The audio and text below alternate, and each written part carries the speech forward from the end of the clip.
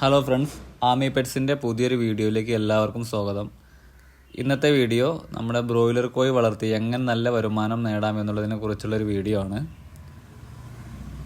നാടൻ കോഴി വളർത്തുന്നതോടൊപ്പം തന്നെ കുറച്ച് കാലങ്ങളായിട്ട് ഞാൻ ബ്രോയിലർ കോഴി വളർത്തുന്നുണ്ട്. ഏകദേശം ഒരു 10 വർഷത്തിൻ്റെ അടുത്തായിട്ട് ഞാൻ ബ്രോയിലർ കോഴി വളർത്തി അതിൽ നിന്ന് നല്ല വരുമാനം നേടുന്നുണ്ട്. അപ്പോൾ ബ്രോയിലർ കോഴി വളർത്തി എങ്ങനെ നല്ല വരുമാനം നേടാം എന്നതിനെ കുറിച്ചുള്ള ഒരു ഡീറ്റെയിൽ ആയിട്ടുള്ളൊരു വീഡിയോ ആണ് ഇന്ന് ഞാൻ ചെയ്യാൻ ഉദ്ദേശിക്കുന്നത്. അപ്പോൾ ഇതിൻ്റെ കറക്റ്റായിട്ടുള്ള എല്ലാ കാര്യങ്ങളും അറിയാൻ വേണ്ടി നിങ്ങൾ വീഡിയോ സ്കിപ്പ് ചെയ്യാതെ കാണണം. മുഴുവൻ വീഡിയോ കാണുമ്പോഴാണ് നിങ്ങൾക്ക് ഇതിനെക്കുറിച്ച് നല്ലൊരു ഐഡിയ ഉണ്ടാകുന്നത്.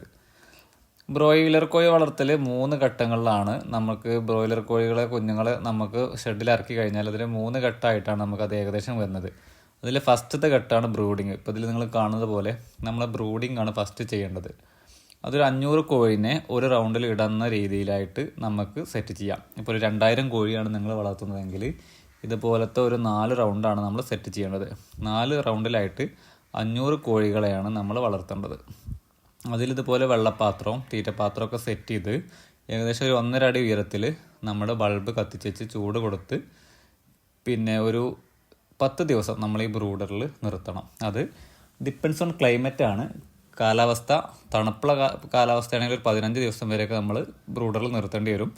ബ്രൂഡർ ദിവസം തോറും അതിൻ്റെ വ്യാസം കൂട്ടിക്കൊണ്ടുവരേണ്ടി വരും. ഓക്കെ, അല്ലെങ്കിൽ ഒരു 10 ദിവസം മതിയാവും ബ്രൂഡർ സിസ്റ്റം.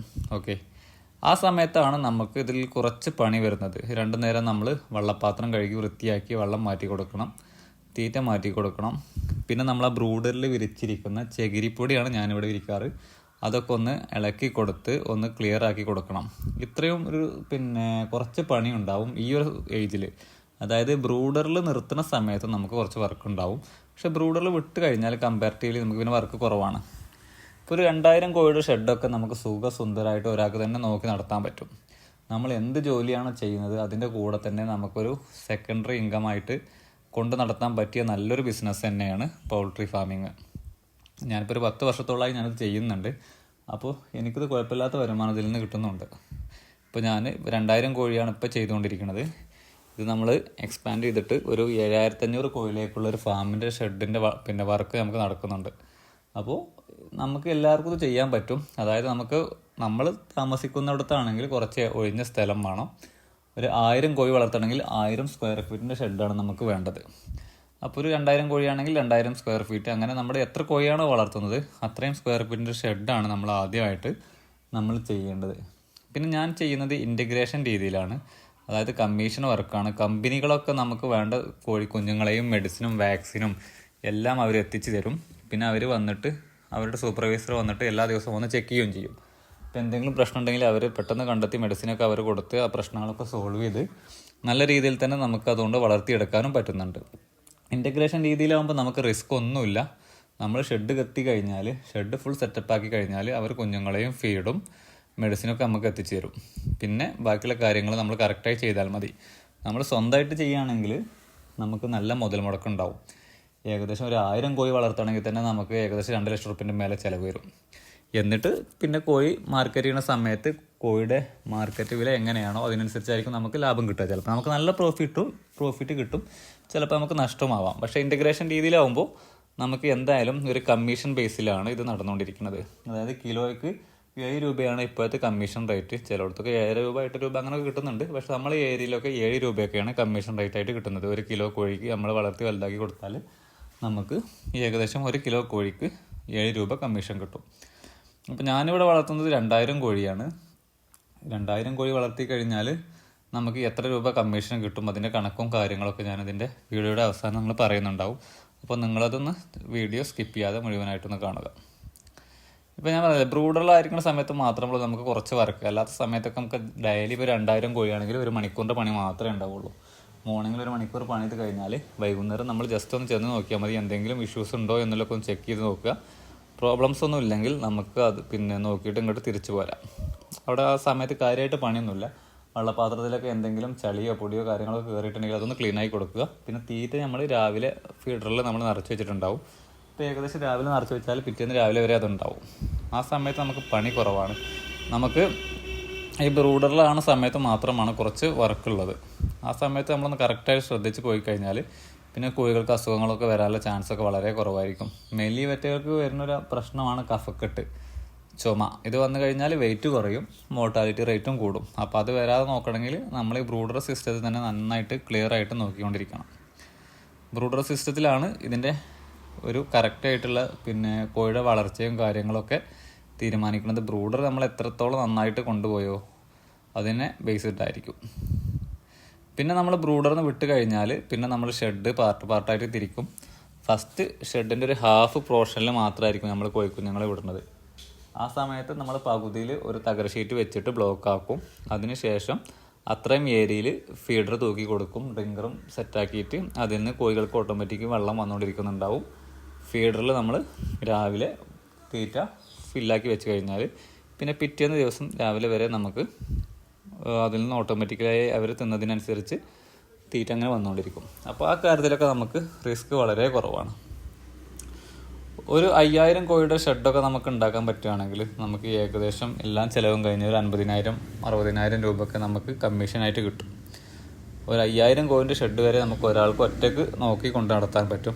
അതിൽ കൂടുതലൊക്കെ ഉണ്ടെങ്കിൽ നമ്മൾ ഒരാളെ ജോലിക്ക് വെക്കുന്നതായിരിക്കും എപ്പോഴും ബെറ്റർ. ഇപ്പം ഞാൻ നേരത്തെ പറഞ്ഞതുപോലെ തന്നെ നമ്മൾ എന്ത് ജോലിയാണോ ചെയ്യുന്നത് അതിൻ്റെ കൂടെ നമുക്ക് കൊണ്ടുപോകാൻ പറ്റുന്ന നല്ലൊരു ബിസിനസ് അല്ലെങ്കിൽ നല്ലൊരു ഫാമിംഗ് സിസ്റ്റം തന്നെയാണ് ഈ ബ്രോയിലർ കോഴി വളർത്തൽ. ഇൻ്റഗ്രേഷൻ രീതി ആകുമ്പോൾ നമുക്ക് ഒരു റിസ്ക്കും ഇല്ല. മാർക്കറ്റിങ്ങിൻ്റെ കാര്യത്തിലൊന്നും നമ്മൾ ടെൻഷൻ ആവേണ്ട. 40ാമത്തെ ദിവസം വന്നിട്ട് അവരെന്നെ കോഴികളെ പിടിച്ചു കൊണ്ടുപോകും, അവരെന്നെ അത് മാർക്കറ്റ് ചെയ്യും. ഇത് പിടിച്ചു പോയി കഴിഞ്ഞാൽ ഒരാഴ്ചൻ്റെ ഉള്ളിൽ നമുക്ക് നമ്മുടെ ക്യാഷ് അക്കൗണ്ടിൽ വരികയും ചെയ്യും. ആ സമയത്ത് കോഴിയുടെ വില കൂടിയാലും കുറഞ്ഞാലും ഒന്നും നമ്മളത് ബാധിക്കുന്നില്ല. ഓക്കെ. അപ്പോൾ വലിയ വലിയ കമ്പനികളാകുമ്പോൾ ചില ബാച്ചിൽ അവർക്ക് ഇതിൽ നിന്ന് നല്ല ലാഭം കിട്ടും, ചില ബാച്ചിൽ അവർക്ക് ചിലപ്പോൾ നഷ്ടമായിരിക്കും. പക്ഷേ ഒരു വർഷത്തെ കണക്കൊക്കെ വെച്ച് നോക്കുമ്പോൾ അവർ കുഴപ്പമില്ലാത്ത ലാഭം ഇതിൽ നിന്ന് നേടുന്നുണ്ടാവും. അപ്പോൾ അങ്ങനെ വെച്ച് നോക്കുമ്പോൾ അവർക്കും തന്നെ വലിയ റിസ്ക്കും കാര്യങ്ങളൊന്നും ഈ ഒരു ബിസിനസ്സിൽ വരുന്നില്ല. പിന്നെ നമ്മുടെ നാട്ടിൽ ഇന്ന് ഒരു റിസ്ക് കുറഞ്ഞ ബിസിനസ് തന്നെയാണ് ഈ ഒരു പൗൾട്രി ഫാമിങ് അല്ലെങ്കിൽ ബ്രോയിലർ കോഴി വളർത്തൽ. കാരണം നമ്മൾ ഫസ്റ്റ് ഒരു ഇനീഷ്യലി നമ്മളൊരു ഇൻവെസ്റ്റ്മെൻറ്റ് ചെയ്ത് കഴിഞ്ഞാൽ പിന്നെ നമുക്കിതിൽ ഇൻവെസ്റ്റ്മെൻ്റ് ഒന്നുമില്ല. പിന്നെ നമുക്കിതിന്ന് എല്ലാ മാസവും അല്ലെങ്കിൽ ഒരു വർഷം ഇത്ര റെഗുലറായിട്ട് നമുക്കൊരു ഇൻകം വന്നുകൊണ്ടിരിക്കും.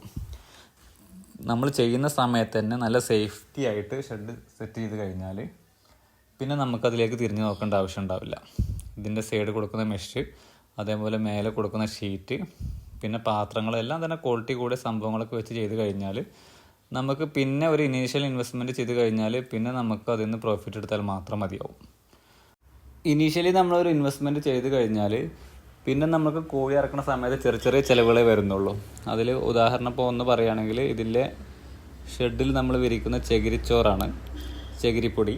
അതല്ലെങ്കിൽ മില്ലിൽ നിന്ന് കിട്ടുന്ന മരപ്പൊടിയും നമുക്കിതിന് വേണ്ടി ഉപയോഗിക്കാം. പക്ഷേ കോഴികൾക്ക് എപ്പോഴും ബെറ്റർ ചകിരിച്ചോറാണ്. കാരണം ചൂട് കുറയുക ചകിരിച്ചോറിടുമ്പോഴാണ്. പിന്നെ നമുക്കതിൻ്റെ കോഴിവളത്തിന് ഡിമാൻഡും ചകിരിച്ചോറിടുമ്പോഴാണ്. അപ്പോൾ നമുക്ക് അതിനുള്ളൊരു എക്സ്പെൻസ് ഫസ്റ്റ് വരും. പിന്നെ നമുക്ക് വരുന്നത് ഇലക്ട്രിസിറ്റി ബില്ലാണ്. പിന്നെ വരുന്നത് നമുക്ക് ഇത്തിൽ പൗഡർ ഇതിൽ നമ്മൾ വിതറുന്നുണ്ടായിരിക്കും. ഈ 2-3 സംഭവങ്ങൾ മാത്രമാണ് പിന്നെ നമുക്ക് കോഴിയിടുന്ന സമയത്ത് നമ്മുടെ കയ്യിൽ നിന്ന് എക്സ്പെൻസ് വരുന്നതുള്ളൂ. ഇപ്പോൾ ഒരു 2000 കോഴിയുടെ ഷെഡാണെങ്കിൽ നമുക്ക് ഏകദേശം ഒരു 20 അല്ലെങ്കിൽ 25 ചാക്കിൻ്റെ ഉള്ളിലൊക്കെ ആയിരിക്കും നമുക്ക് ഇതിൽ വിരിക്കാൻ വേണ്ട ചകിരിപ്പൊടി വേണ്ടത്.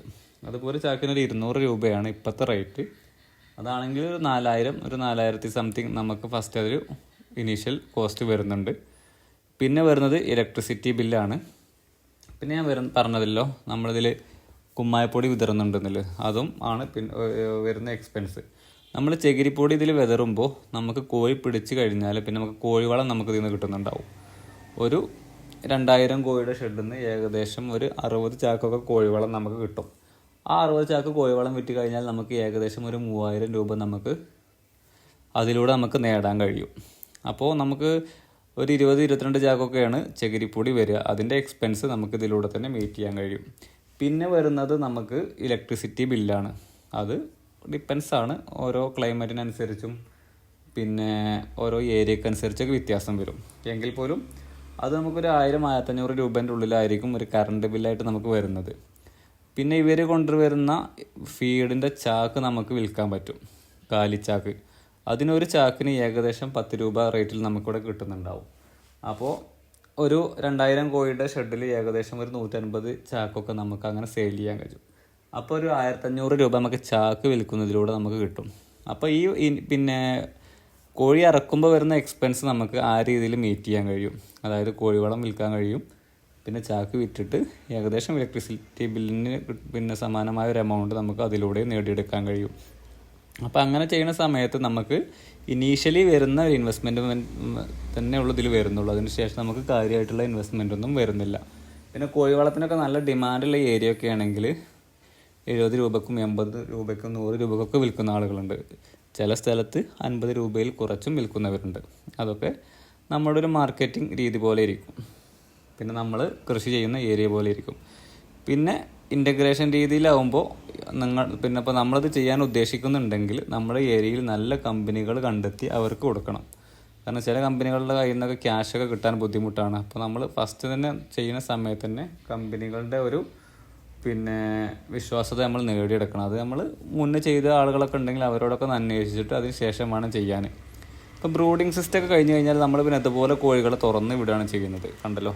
അപ്പോൾ ഇതുപോലെ നമ്മൾ ഷെഡിൽ ഫുള്ള് തുറന്ന് വിടും. ആ സമയത്ത് ഇതുപോലത്തെ വെള്ളപ്പാത്രങ്ങളുണ്ടാവും, തീറ്റപാത്രങ്ങളൊക്കെ ഉണ്ടാവും. വെള്ളപ്പാത്രങ്ങളൊക്കെ ഓട്ടോമാറ്റിക്കായിരിക്കും. അത് പിന്നെ നമ്മുടെ ഒരു ഫ്ലഷ് ടാങ്കിൻ്റെ ആ സിസ്റ്റം പോലെ അതിലേക്ക് വെള്ളം വന്നു കഴിഞ്ഞാൽ അത് ഓട്ടോമാറ്റിക്കലി ഫില്ലായി കഴിഞ്ഞാൽ പിന്നെ വെള്ളം വരില്ല. ആ ഒരു രീതിയിലാണ് അത് വർക്ക് ചെയ്തുകൊണ്ടിരിക്കുന്നത്. അതേപോലെ ഫീഡ് നമ്മൾ വൺസ് ഇതിൽ ഫില്ല് ചെയ്ത് കഴിഞ്ഞാൽ പിന്നെ അവർ കൊത്തി നിന്നതിനനുസരിച്ച് അതിൽ ഓട്ടോമാറ്റിക്കലി ഇങ്ങനെ വന്നുകൊണ്ടിരിക്കും. അപ്പോൾ നമ്മൾ ഈ ഒരു ഏജൊക്കെ എത്തിക്കഴിഞ്ഞാൽ പിന്നെ നമുക്ക് വർക്ക് വളരെ കുറവാണ്. രാവിലെ പോയിട്ട് വെള്ളപ്പാത്രം ക്ലീൻ ആക്കുക, ഫീഡ് ഫില്ല് ചെയ്ത് പോരുക, ജസ്റ്റ് ആ ചകിരിപ്പൊടി ഒന്ന് ഇളക്കി കൊടുത്ത് കഴിഞ്ഞാൽ നമ്മുടെ അന്നത്തെ പണി കഴിഞ്ഞു. പിന്നെ നമുക്ക് വൈകുന്നേരം പോയിട്ട് എന്തെങ്കിലും പ്രശ്നങ്ങളൊക്കെ ഉണ്ടെങ്കിൽ അത് സോൾവ് ചെയ്ത് പോരുക, ലൈറ്റ് ഇട്ട് പോരുക, ഫാനൊക്കെ ഉണ്ടെങ്കിൽ ഫാനൊക്കെ ഒന്ന് ഓഫാക്കി പോരുക. ഇത്രയും മാത്രമേ നമുക്ക് ഒരു 20 ദിവസത്തിന് ശേഷം നമുക്ക് പണി വളരെ കുറവാണ്. പിന്നെ നമുക്ക് 1 മണിക്കൂർ എന്നുള്ളത് ചിലപ്പോൾ അരമണിക്കൂർ 3/4 മണിക്കൂർ കൊണ്ടൊക്കെ പണി തീർത്ത് നമുക്ക് ഫ്രീ ആവാൻ കഴിയും. അതുകൊണ്ടാണ് ഞാൻ നേരത്തെ പറഞ്ഞത് നമുക്ക് എന്ത് ജോലി നമ്മൾ ചെയ്യുന്നുണ്ടെങ്കിലും അതിൻ്റെ കൂടെ നമുക്ക് കൊണ്ട് നടക്കാൻ പറ്റുന്നൊരു ബിസിനസ്സാണ് ബ്രോയിലർ കോഴി ഫാമിങ്. ഒരു 2000 കോഴിയുടെ ഷെഡൊക്കെ ഒറ്റയ്ക്ക് നമുക്ക് സിമ്പിളായിട്ട് നോക്കി നടത്താൻ കഴിയും. പിന്നെ നമ്മുടെ വീടിൻ്റെ അടുത്തൊക്കെ ആണെങ്കിൽ നമ്മുടെ വീട്ടിലെ ഫാമിലി മെമ്പേഴ്സൊക്കെ സപ്പോർട്ട് ചെയ്യുന്നുണ്ടെങ്കിൽ അവർക്കൊക്കെ ചെയ്യാൻ പറ്റുന്ന ഈസി ആയിട്ടുള്ള ജോബ് മാത്രമേ ഉള്ളൂ ഈ പിന്നെ ബ്രോയിലർ കോഴി വളർത്തുന്ന ഫാമിൽ ഉണ്ടാവുന്നതുള്ളൂ. ഇപ്പോൾ ഒരു 4000 കോഴി നമ്മൾ വളർത്തുകയാണെങ്കിൽ ഒരു 2000 കോഴി നമ്മൾ വളർത്തുകയാണെങ്കിൽ ഒരു കോഴി ഒരു 2200 ആവറേജ് വെയിറ്റ് വന്നാൽ 4400 കിലോ നമുക്ക് ഉൽപ്പാദിപ്പിക്കാൻ കഴിയും 40 ദിവസം കൊണ്ട്. ഈ 4400 കിലോ ഒരു കിലോയ്ക്ക് 7 രൂപ കമ്മീഷൻ വെച്ചിട്ട് നമ്മൾ പിന്നെ അവർ വന്നെടുത്ത് കഴിയുമ്പോൾ ഏകദേശം നമുക്കൊരു 31,000 രൂപേൻ്റെ അടുത്ത് നമുക്ക് കിട്ടുന്നുണ്ടാവും. കറക്റ്റ് കണക്ക് പറയുമ്പോൾ 30,800 രൂപ. അപ്പോൾ നമുക്ക് ഇത്രയും എമൗണ്ട് നമുക്ക് 40 ദിവസം കൊണ്ട് നമുക്കിതിനൊരു റിസ്ക് ഇല്ലാതെ നേടിയെടുക്കാൻ കഴിയും. അത് ഞാൻ നേരത്തെ പറഞ്ഞതുപോലെ മാർക്കറ്റിൻ്റെ പിന്നെ കോഴിയുടെ മാർക്കറ്റ് കൂടിയോ അല്ലെങ്കിൽ വില കുറഞ്ഞോ കൂടിയോ എന്നുള്ള ടെൻഷനൊന്നും നമുക്കില്ല. അവർ പിടിച്ച് കൊണ്ടുപോകുന്ന സമയത്ത് നമുക്ക് ഈ ഒരു 7 രൂപ കമ്മീഷൻ വെച്ചിട്ട് എന്തായാലും കിട്ടും. പിന്നെ FCR എന്ന് പറയുന്നത്, അതായത് ഇതിൻ്റെ തീറ്റ കൺസ്യൂം ചെയ്യുന്നത് കുറച്ച് കഴിഞ്ഞിട്ട് നമ്മൾ നന്നായിട്ട് കോഴി വളരുകയാണെങ്കിൽ അപ്പോൾ 7 രൂപ എന്നുള്ളത് 7.5 രൂപ 8 രൂപക്കൊക്കെ തരുന്ന കമ്പനികളും ഉണ്ട്. നമ്മൾ കോഴികളെ നന്നായി വൃത്തിയായിട്ട് ഉഷാറായിട്ട് പരിപാലിക്കുകയാണെങ്കിൽ നോർമലി വരുന്ന ഫീഡിനേക്കാളും നമുക്ക് കുറച്ച് ഫീഡായിരിക്കും നമ്മുടെ കോഴികൾ കൺസ്യൂം ചെയ്യുക. എങ്കിൽ പോലും അവർക്ക് പിന്നെ വെയിറ്റ് 2200 അതിൻ്റെ മേലൊക്കെ വരും. അങ്ങനെ വരുന്ന സമയത്ത് നമുക്ക് കമ്പനികൾ 7 രൂപ കമ്മീഷന് പുറത്ത് എന്തെങ്കിലും കൂട്ടി തരുകയും ചെയ്യും. അതൊക്കെ വളരെ അപൂർവമാണ് കിട്ടുന്നത്. എങ്കിൽ പോലും ഒരു 7 രൂപ നമുക്ക് ഗ്യാരണ്ടി ആയിട്ട് തന്നെ കിട്ടും. പിന്നെ ഇനി നമ്മൾ കോഴി ഷെഡ്, അതായത് നമ്മൾ ഷെഡ് ഉണ്ടാക്കുന്ന സമയത്ത് ശ്രദ്ധിക്കേണ്ട കാര്യം എന്താ വെച്ചാൽ ഏകദേശം 20 അടി പിന്നെ വീതി കിട്ടുന്ന രീതിയിലായിരിക്കും നമ്മൾ ഷെഡ് ഉണ്ടാക്കേണ്ടത്. ലെങ്ത്ത് നമുക്ക് എത്ര വേണമെങ്കിലും ചെയ്യാൻ പറ്റും. പക്ഷേ ഷെഡിൻ്റെ വീതി എപ്പോഴും ഒരു 20 അടിയിൽ ഒതുക്കാൻ നോക്കുക. അങ്ങനെ ആകുന്ന സമയത്താണ് എയർ പാസിങ് കറക്റ്റായിട്ട് പോവുള്ളൂ.